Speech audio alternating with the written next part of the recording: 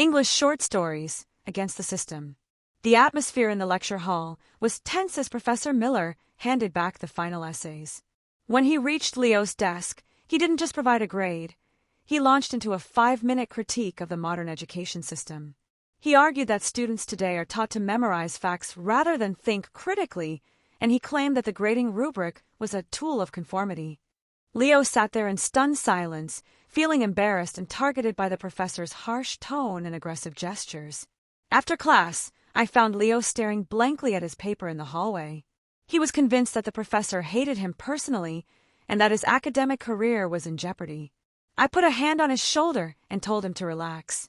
I explained that Professor Miller had been fighting with the university board for years over their teaching requirements and standardized testing policies. I told him, "Don't take it personally, he's got an axe to grind with the whole system." It became clear over the following weeks that Leo wasn't the only one receiving these lectures. Professor Miller used every single lesson as a platform to voice his frustrations with the administration. Whether he was talking about history or science, he always found a way to link the topic back to his belief that the institution was failing. His anger was like a fire that burned regardless of who was standing in front of him. He wasn't really seeing the students, only the system he despised. Eventually, Leo realized that the professor's feedback actually had very little to do with his own writing ability.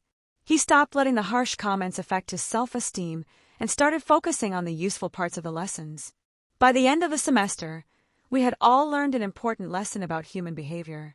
Sometimes, when people lash out, they aren't actually angry with you, they're simply fighting a private war against a world they find unfair.